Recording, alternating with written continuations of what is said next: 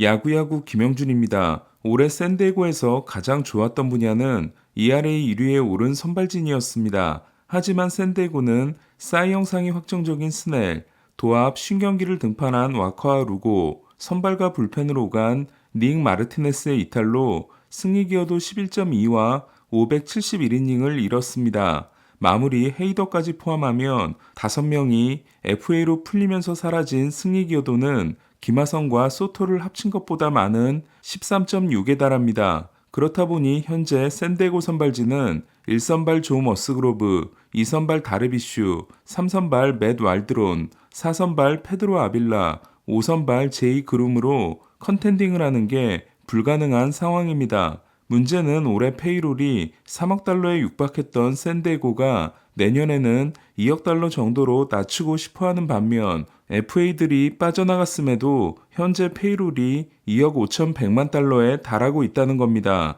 이는 샌디에고가 이번 FA 시장에서 쓸 돈이 제로라는 이야기입니다. 그런 와중에 프렐로 단장은 적어도 내년 전반기까지는 소토를 지키고 싶다는 현실과 동떨어진 말을 했습니다. 소토는 내년 연봉이 3,300만 달러로 예상되고 있어 페이롤 감축을 하려면 트레이드가 불가피합니다. 프렐로의 발언은 소토 트레이드 협상에서 불리해지지 않기 위한 블러핑이거나 페이롤 감축을 포기한다는 것일 수 있습니다. 하지만 그게 아니라면 샌디에고는 다른 선수를 트레이드해 페이롤을 줄이고 대가로 선발 투수를 받아와야 합니다. 밤 나이팅게일이 지목한 선수는 제이크 크로네너스입니다. 샌디에고는 2019년 시즌이 끝난 후 헌터 램프로를 템파베이에 주고 토미 펜과 크로네너스를 데려옵니다. 팸은 샌디에고에서 부진했지만 크로네너스가 2020년 신인왕 투표 2위에 오르면서 성공한 트레이드라는 평가를 받습니다. 샌디에고는 지난 4월 2일 크로네너스와 7년 8천만 달러 연장 계약을 발표합니다. 오프 시즌부터 시작된 지출액이 9억 4,500만 달러였기 때문에 8천만 달러면 소박한 지출처럼 보였지만 크로네너스의 30세 시즌부터 36세 시즌까지를 보장한 선수에게 유리한 계약이었습니다. 데뷔 후 조정 OPS가 2020년 129, 2021년 122, 2022년 109로 하향세를 보이고 있던 크로네너스의 공격력은 올해 조정 OPS 92로 폭락했고 승리 기여도 또한 2021년 4.8과 2022년 4.1에서 올해 1.0으로 폭락합니다. 참고로 올해 샌디에고 야수의 승리 기여도 순위는 1위가 5.8인 김하성, 2위가 5.6인 소토, 3위가 5.5인 타티스, 4위가 4.4인 보가츠, 5위가 2.9인 마차도였습니다. 크로네너스의 몰락은 포지션 전환이 결정적이었습니다. 크로네너스는 올해 1루수로 출장한 경기에서 타율 2할 1푼 1위, OPS 0.652, 2루수로 나선 경기에서 타율 2할 8푼 8리, OPS 0.812로 원래 포지션인 2루를 맡았을 때 성적이 훨씬 좋았습니다. 크로네너스는 2루에서 평균 이상의 수비수였지만 1루 수비에 적응하지 못했고 시즌 막판에 수비 수치를 끌어올렸음에도 OAA에서 -3에 그쳤습니다. 문제는 크로네너스를 내놓더라도 내년부터 30세 시즌을 시작하며 1,143만 달러의 평균 연봉이 36세 시즌까지 보장되어 있는 선수가 트레이드 시장에서 얼마나 큰 가치를 가지고 있겠냐는 겁니다. 심지어 크로네너스는 8개 구단에 대한 트레이드 거부권도 가지고 있어 자유로운 트레이드도 불가능합니다. 선발진에 세 자리가 비었고 주전 마무리를 잃은 컨텐더 팀이 페이롤을 줄여가면서 빈 자리들을 메워야 하는 게 바로 샌디에고의 상황입니다. 샌디에고는 감독 후보 중 한 명인 벤지길이 샌디에고와 마주보고 있는 티후아나 출신이라는 점을 매력적으로 생각하고 있다고 합니다. 현재 샌디에고의 선수 구성에서 아쉬운 점은 과거 에드리안 곤잘레스처럼 멕시코계 스타가 없다는 겁니다. 저는 보가츠가 아루바 출신이 아니라 멕시코 출신이었다면 보가츠 계약은 이상하지 않았을 거라고 생각합니다. 개미와 배짱이에서 개미가 된 다저스는 그동안 아껴 쓴 돈을 오타니에게 풀 거라는 전망이 이곳저곳에서 나오고 있습니다. 특히 다저스가 오타니에게 진심으로 도전할 거라는 징후는 JD 마르티네스에게 퀄리파잉 오퍼를 하지 않음으로써 지명타자 자리와 페이롤을 비워놨다는 겁니다.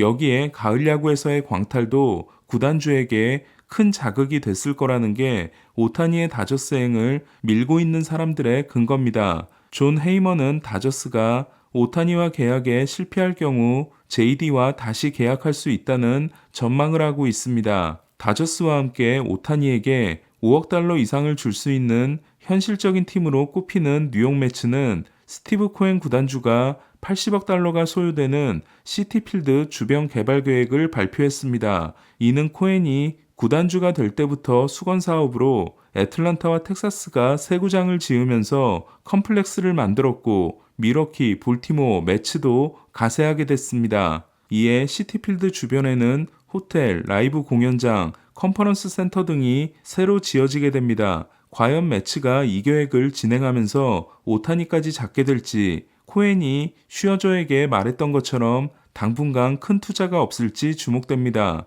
양키스 스타인브레너 구단주는 템파에서 가진 기자들과의 줌 미팅을 통해 앤디 패티트, 닉 스위셔 등 전직 선수들, 브라이언 세이빈, 오마 미나야 등 프런트들과 에런 분 감독의 거취에 대해 논의했는데 이들은 만장일치로 분을 해임하면 안 된다고 했고 분이 내년 시즌에 돌아올 거라고 했습니다. 또한 스타인브레너는 양키스의 분석 부서에 대한 평가를 외부 기관에 맡기기로 했고 에런 분 감독이 지난 8월에 우리 어린 선수들은 왜 번트를 못 대냐고 불만을 터뜨렸던 부분에 대해 선수 개발 부서를 재점검할 거라고 했습니다. 7월 8일 제임슨 타이온에게 8이닝 1피안타 무실점을 당하고 나서 스타인브레너 구단주의 경로로 타격 코치를 잘라야 했던 양키스는 분 감독이 자기 인맥으로 데려왔던 숀 케이시가 방송으로 돌아가기로 했습니다. 이에 양키스의 새로운 타격 코치는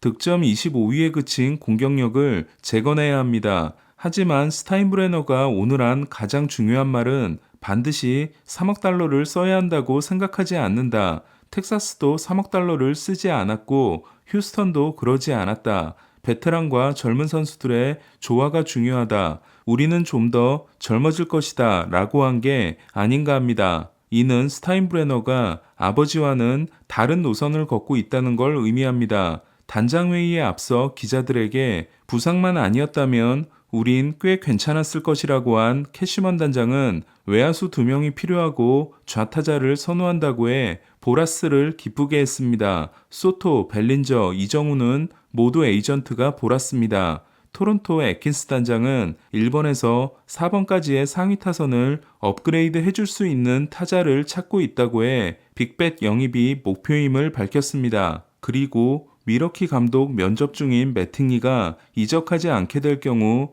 벤치 코치와 함께 공격 코디네이터까지 맡겨 매팅리의 역할을 늘릴 거라고 했습니다. 휴스턴 데나 브라운 단장은 감독 선임 작업은 이미 시작했으며 조 에스파다가 유일한 내부 후보다. 선발 투수가 최우선 대상이고 외야수는 핵심 과제가 아니라고 했습니다. 휴스턴은 조던 몽고메리에게 큰 관심을 보이고 있다는 소문입니다. 캔자시티 JJ 피콜로 단장은 그레인키의 에이전트로부터 그레인키가 현역 생활을 계속할지에 대해 아직 결정하지 못했다는 이야기를 들었다고 했습니다. 올해 2승 15패 5.06에 그친 그레인키는 3000K에 21개가 남았습니다. 신시내티는 많은 팀들로부터 인디아에 대한 문의를 받고 있다고 합니다. 인디아는 2021년 신인왕이 됐지만 이후 공수에서의 부진과 함께 여러 부상에 시달렸고 신시내티는 맷 맥클레인과 스펜서 스티어라는 새로운 이루수들이 나타났습니다.